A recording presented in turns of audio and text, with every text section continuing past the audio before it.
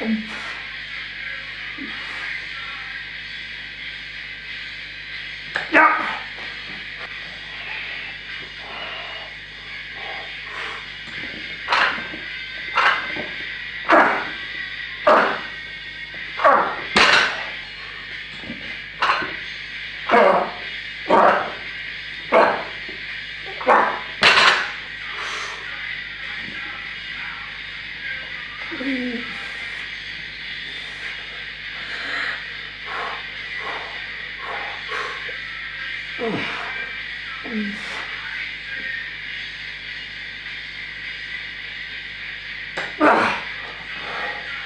Oh, me.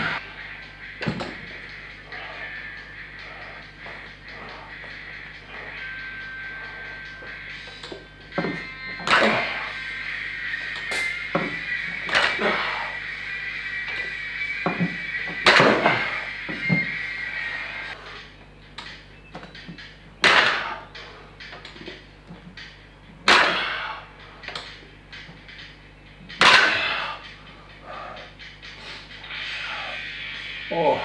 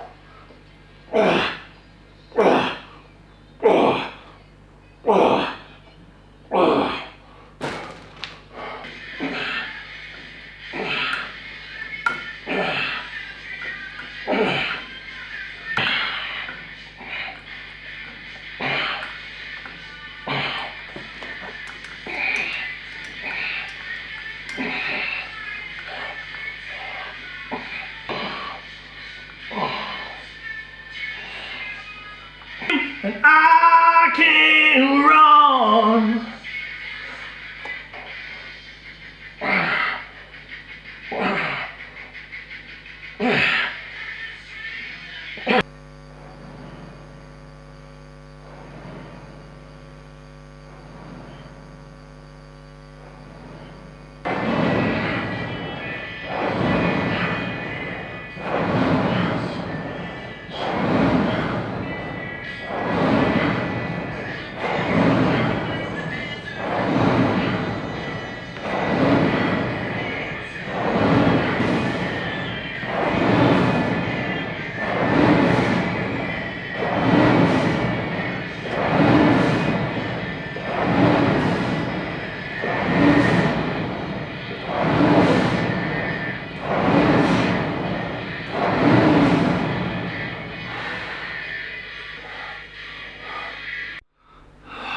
Well, how about that now?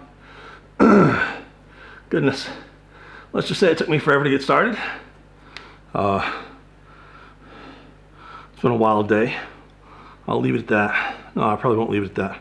I've barely slept in about a week, and I just stuff to do with kids. Youngest son's been sick, older son was sick. Both of them were home today.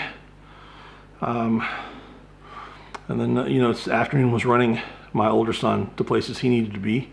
He had French class today. Back home, and Monday is a really busy day for work for me. And my wife, bless her heart, she walked straight in the door today. And I cooked surf and turf and sweet potato fries for her. I'm allergic to shrimp, but I made sweet potato fries for her and surf and turf. and I made regular fries for both my other sons. We had country style beans and carrots and celery. If you're Cypriot, you know what that means. If you're Greek, you know what that means. If you're from the South in the States, you know what the white beans and carrots and celery is. What else did I make? Philadelphia cream cheese balls. And it had everything on the table, and she walked in and from work today, and she was just like, you know, I can't eat, I've got to sleep. And she went up and slept, and she's been a trooper, man. She's just, because, you know, everything that I've done with the kids, she's been there too. So we've teamwork at its finest. We've switched on, switched on and off with the kids, and it's ridiculous. I don't see how she does it, but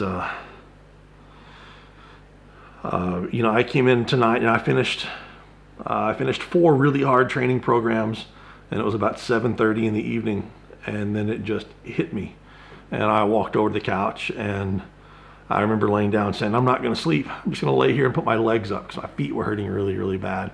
My knees were hurting. Everything was aching. Just next thing you know, I woke up and it was 9. In time to get the kid, time to fix milk and bedtime foods for the kids. That's a thing here. And get everybody in showers in bed. So I get everyone in showers in bed, get back down here. It's 10:30. And then I took a full hour and a half, closer to 2 hours of total silence down here. Worked for just a couple of minutes, but cooked, a pre-workout and post-workout meal, and just sat in silence to gather some me time. And that's really, really important. I think when you are, look, I know these videos are long, but if you're one of the few people that listen to my videos, then, like I've got a buddy of mine in Australia, and I know he's going to watch this video. And I've got a buddy of mine in Canada, and I know he's going to watch this video. I love those guys. Seriously, like deep down, they're more, I know you understand because you have kids and stress, and you're prone to stress. But when you have those stressful situations and you get to the gym, and if you realize, I've only got 2 hours here, it is worth it to spend 30 minutes of those 2 hours in silence, resting, relaxing. I try not to put the headphones in. I may turn a fan on for, I like the stimulation of a fan. I drink something ice cold. I take a lot of notes. I write stuff down. I've got notebooks and notebooks and notebooks of ideas and stuff that I write down. But I have to take a few minutes to get everything that I've done for everybody else out of my mind. And, if you've got family and kids and you have a job, which I do, you're pleasing other people nonstop. And at some point, training has to become your time. And I can't focus on me unless I've cleared out everybody else from my mind. I can't do it. If I have an argument with my wife, she sends me a text message or something, and it's just, we're arguing back and forth. I get to the gym, I might as well turn around and come right back home, because if that's on my mind, I cannot train. I'm arguing in my head over something stupid. And man, that's one of the things that makes her great, and one of the reasons why we've been together almost 20 years, is that she knows it really hurts me if she argues with me as I'm going out the door. Even if I'm in a bad mood, even if she's right, she'll let me get away with it. And then I try to bite my tongue because I just want to go train. And I'm not dumb. I know that I make big mistakes. And then when I get home from the gym, she'll say something then. She always asks how training goes. But then she'll say something, we're going to figure this out or whatever. And legit, and at that point, I know that she let me have a good training session, because she could have argued with me, and she didn't. She didn't destroy my training session. She let me have a good training session. She knows that I've got to find peace within me, before I can go out there and fight the demons in the gym. But I didn't begin training. I did not pick up the bar until almost 1 a.m. I mean, I don't have to get up until 11 tomorrow. And it's almost 3 now, so I have to get up in about 8 hours. But that's okay. That's okay. Deadlift today was supposed to be 97.5%, somewhere around there, for a single. And I didn't realize it was just for a single until right before I went out there. And I went through my notes and was looking through the charts and everything. And I know I'm using a training max, so it gives me a lot of freedom with what I can do. And it's not just the max set, but it's the accessories and everything that comes together. So my first set, my last warm-up set with 180 kilograms, so roughly 400 pounds, it was at 397, didn't feel great. But, you know, I had my song that came on, my Poison song that came on before Thunderstruck. And then I got going, and then I knew when I walked out there that the first rep with 215, so 450 something plus the bands, you know, it's 50, 60 pounds in bands. I knew it was going to be solid. Everything felt good. My body was feeling more in line. So the plan called for a single. I thought, well, you know what? I thought it was going to get a double. And then I thought, man, I just used a little bit less than that last week. And it felt really, really good, like I could have done a bunch. So I did a triple. I think I could have done a safe 5. You watch the video and you tell me what you think, but I think I could have done a safe 5. Either way, it's more important right now to do a single, a double, or triple, and know in the back of my mind that I could have done a safe whatever than it is to have actually done it. I know I need stronger hamstrings. I know I need stronger lats. So that dictates what happens after that deadlift set. That deadlift set felt really, really good. Boy, I can tell I cooked with garlic. Man, I'm smelling it. No vampires around though. Although we have watched Hotel Transylvania 5 times today. 5 times, all in a row. That's the only thing that's been on our TV the entire day. Pulled my speed sets. I was looking for an extra set of bands to throw on the bar, and I couldn't find them on the clock. And I only had 2 speed sets. So pretty soon I'm going to measure out what it would take to add a different set of bands, something a little bit heavier, a little more band tension for the speed sets. Because I want to feel the heavier weight at the top, but I don't want to beat up my back at the bottom. I want to be able to continue to find the right position at the bottom. I'm slowly going to build. Came down to my accessory work. Accessory work, I knew what I wanted to do. I had overhand rows, underhand rows, 10-second deadlifts as the first block. And what it came down to it is I've been having issues. I've been talking about issues with this bicep and elbow. And I've been noticing when I set up and do my underhand rows, turning that elbow really is a pain. So if I'm going to do the underhand grip work, I probably need to do it with a band or do it outside on the reverse hyper, where I can grab the strap and I can turn that hand as it needs to be turned. Maybe that's a lat accessory exercise that I do after stones or even before stones to get everything going. But probably with a barbell, I'm probably too late in my career to push those. It's not a smart idea. So if I'm getting a pull, then it's smart to spend time doing therapy on that area, not pushing that area. That's how that injury happens. I've got to be smarter. Remember that if you're my age or you've been doing it a long time and you're feeling something and you're like, but Dorian did these. Dorian also tore his bicep doing those. So I ended up doing overhand rows with pinky on the power rings, and then overhand rows with my pointer fingers a couple of inches outside the power rings for a little more upper back. And the 10-second deadlifts, which take longer than 10 seconds. What I picked up on my first rep of the 10-second deadlift was that the bar was still too far out in front of my knees on the first rep of the first set. And you can really feel it on the way back down because I could tell that I was sitting back down with more vertical shins and I was feeling it more in my legs. Also, when I'm starting the lift, my neck doesn't want to bring up. That's part of age. When you hear people talk about neutral spine and things like that, that's absolutely wonderful. If you're an older lifter and your head doesn't move very well anymore, there's a famous YouTuber that squats and deadlifts neutral spine and kind of made it famous. And if you listen to him carefully, at one point he discussed that he's had neck injuries and he can't turn his head anymore. Let's see. Left, right, left, right. So I can go down, and I'm really, really warm. And that's the best I can do. Once I'm at the top of that deadlift and I can get my back locked in, I can keep my head up as I go down. But if I have to start from the bottom and then come up, my neck does not, under tension, it does not want to come up. So I don't want to accept that. I need to find a mobility movement, something that I can do to help work on the movement and the mobility of my neck throughout the week, so my neck's more natural range of motion is a little bit greater than what it is.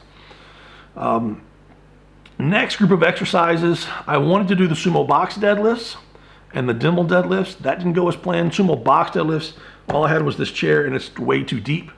And I set up with my feet on the floor and they slipped on the first rep.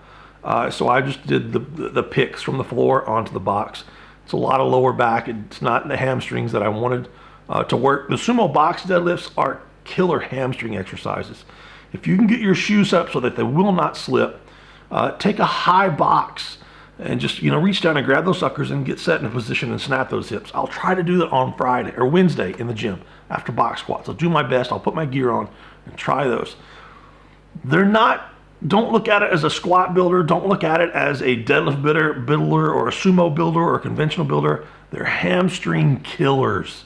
Hamstring killers. If you don't have a hamstring any machine, but you got a bar, a deadlift, and a chair, a box to deadlift on, those will fry you, man. Absolutely fry your glutes and hamstrings like crazy. And it'll teach you how to deadlift in a proper position. And it's easy for you to assess yourself while you do them. The Dimmel deadlifts went really, really well. Really, really well. That's a solid weight for me, especially with the bands and what to look for. The pause below the knee. It's not touch and go. It's not constant movement. Pause below the knee to make sure you're in the right position. Weights on the heels or at least midfoot. And then you look for how reactive it is out of that position. And you want the bar and the plates to bend or pop on the way up, which they did. Even with bands on the bar, that's not easy. I was creating a large amount of torque with a decent amount of weight, just 250 pounds plus 75 pounds in bands for 2 sets of 3, and it was solid. My back was really taxed by that point. I should have sat down between sets, but losing my voice. But solid work, solid work. It was in my notes. I wanted to do the biceps. I got the bicep work done. I'm trying to do the bicep work that I think that will carry over to safety for my biceps on all the other events: log press, Atlas stones, sandbags, and deadlifts. If you're watching me curl with the fat grips and the bands, try those.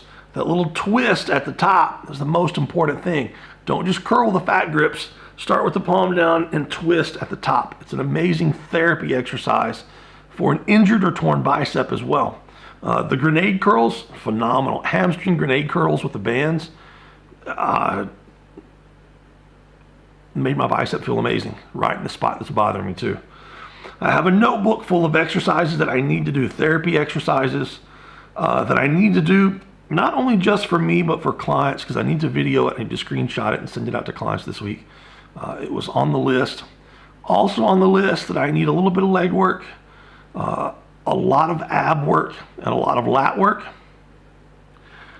Got so lucky, literally while I was training, I sat down and my phone went crazy, and I had a client send me a video of the exercise that I needed to get screenshots of and send out to clients.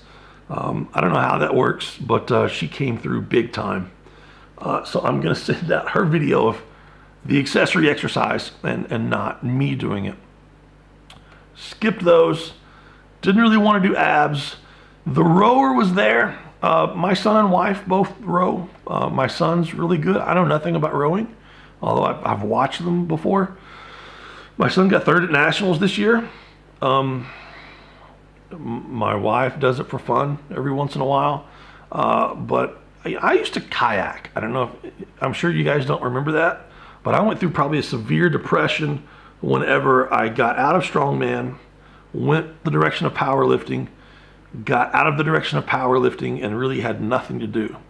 So for probably a year, I kayaked every day, 7 days a week. I went out wintertime, in the rain, sea kayak, and just, would go for, starting out 3 or 4 minutes, and it killed me. and then I would go for 3, 4, 5 hours. I would take food and drinks, and GPS out there back before there was data on mobile phones. And I did that for a long time, and then I got hooked on the sport of weightlifting and sort of stopped kayaking. But I remembered that when I was kayaking, the biggest thing, the first day I got on a kayak, and we're looking at going through waves and currents and everything else. It's really, really difficult. I got in the kayak, and my abs and hip flexors locked up almost immediately, like within just long enough that I could take myself out a little bit out into the water. And then getting back was, I thought they were going to have to come rescue me. And I'd watched them rescue 5, 6 people already that day and every day, because we lived at the beach at that time. We went there every day. Sun came up, we went to the beach. Midnight, we came home, repeat the next day, except training days. And we went to the beach after the gym. But the rower was here. I could use a little bit of cardio as long as I can replace the fluids and the calories. I could use the lat work. I need the stretch and the pull for stones. And I thought it might be some decent ab work. So I did 3 rounds of like 25 pulls, something like that. Nothing hard. I definitely don't fit on the machine. I definitely am over the weight limit. But my abs were worked, and they were worked in a position that it kind of put my spine back together. Lats, no, but it's not a back workout, it's a leg workout. I know enough that it's supposed to be all legs. I don't fit on the machine. I feel like my legs are like this and my knees are out like that, and I can't. I need a wide base to be able to push off of. I'm 100% not comfortable on that thing, but I'm just playing, so it doesn't really matter. But had fun, wasn't bad. Definitely something I'm going to continue to do, maybe more frequent than not. So, especially as long as I can keep my body weight up. So that's it, guys. I've got a couple of programs left to write before I can get to sleep tonight. Got to get some things ready for the kids in the morning, and then do the best I can tomorrow to survive. And then it's box squats and hopefully some box sumo deadlifts on Wednesday. So till then, we'll see you Wednesday, guys. Have a good one.